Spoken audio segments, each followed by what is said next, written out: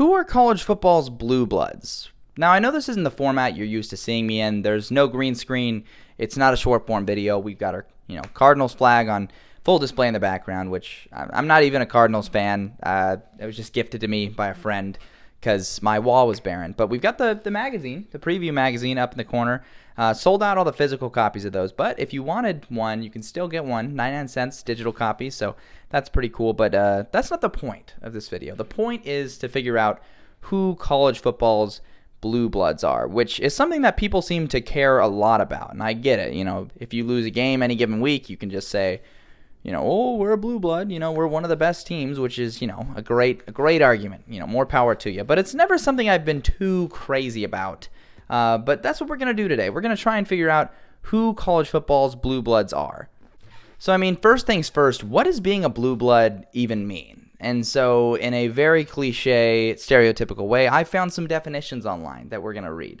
So, the first one is just the straight up definition of a blue blood, which is a person of noble birth, which that doesn't really apply to football. So it doesn't make any sense right off the bat. So you've got to go by the sports definition, which the first one we've got is programs considered to be among the most elite. Makes sense. Either contemporaneously or historically. Now, contemporaneously, I'm struggling to wrap my head around that word. The definition of contemporaneously just made me more confused. So I went with another definition I found, which is successful year in and year out, and always in the championship conversation. So I think that's the key guideline to go by when considering who the blue bloods are. And so that's the criteria that I will use. So let's start with the absolute locks. I think there are 6 teams in college football that you could say are complete locks for blue bloods, and there's no argument whatsoever. First of those, I think, is going to be Alabama. Alabama has the most national titles of any team.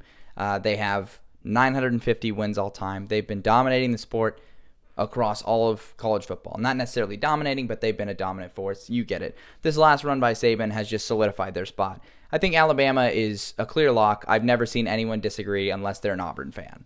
Next up would be a pair of Big Ten teams. You've got Ohio State and you've got Michigan. I don't think there's any doubt either of these two teams are blue bloods either. Ohio State and Michigan both fit the 900-plus win thing where they've just been around for a long time and they've been winning games for a long time.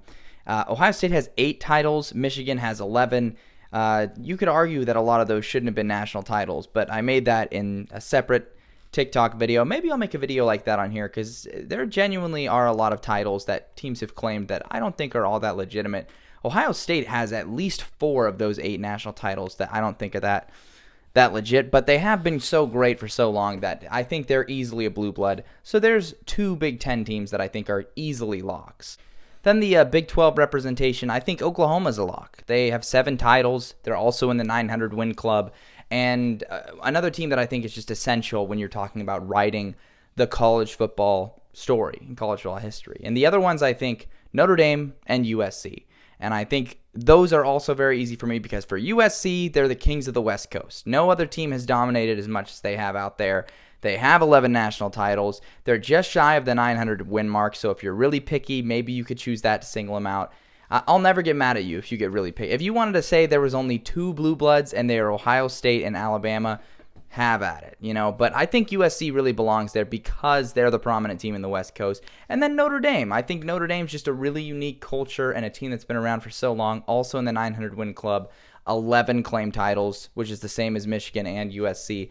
I just think that Notre Dame is such an iconic team that you can call them college football royalty. Then we get to the fringe teams, and this is what gives me headaches. This is what keeps me up at night because these are the teams that I think belong on the fringe of being a blue blood for one reason or another, and their fan bases will just get so very mad at me, and I just have to sit here and take it, but I think it's funny how I just say a team is a blue blood or not a blue blood, and some people will just take it as fact and get mad at me when it's like, no, man, like you can consider them a blue blood if you want. The only difference is, I'm shooting it. But the fringe teams, I would say, some of the most contentious ones, you've got LSU, you've got Texas, Penn State, Nebraska, Clemson, Tennessee, and most recently, Georgia. Now, the one I want to throw out the window immediately is Georgia. I just don't think Georgia belongs in the blue blood conversation because they've won 2 titles. Each of the last 2 years is great, but that adds up to only 4.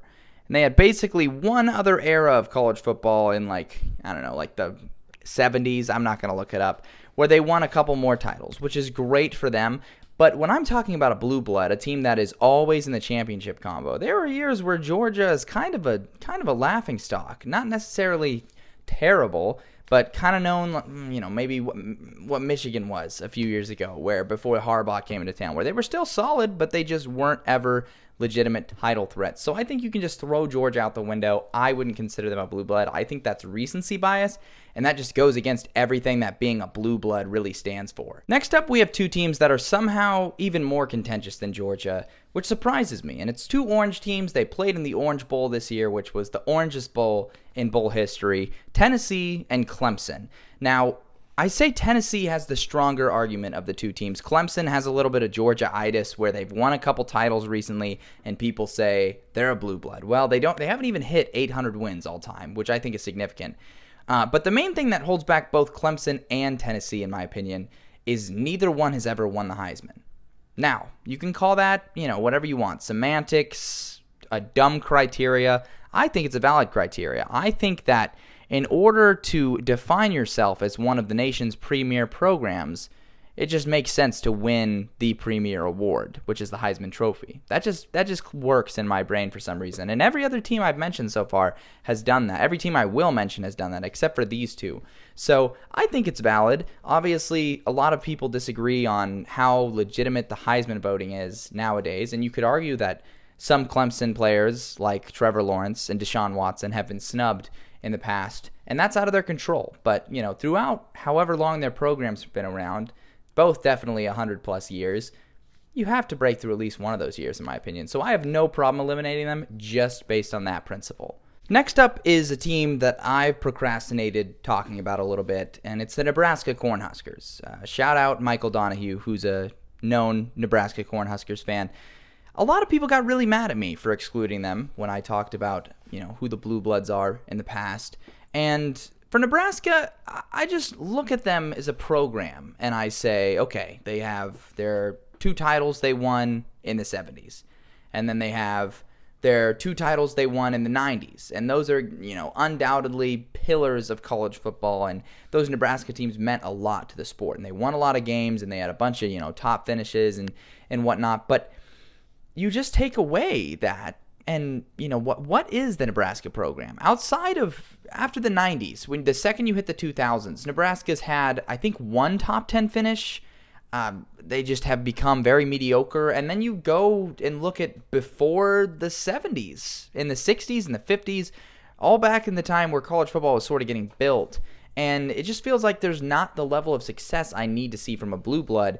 And then when you talk about their success that they had when they were having it, I just don't know. I just don't know if it's enough for me. And call it picky because it is picky. And when I'm looking for a blue blood, I'm going to get really picky. And that's just a personal preference, I think. So for me, Nebraska isn't a blue blood. And I know that that's going to get a lot of people really riled up. But I don't really care. Nebraska, not a blue blood in my opinion.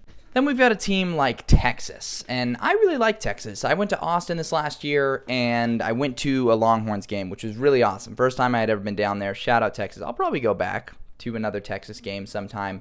They are also in the 900-win club. They're one of, I believe, 3 teams on the snubbed list that I don't have on the locks that have 900 wins. And Texas only has 4 national titles, which is pretty low when we're talking in terms of blue bloods.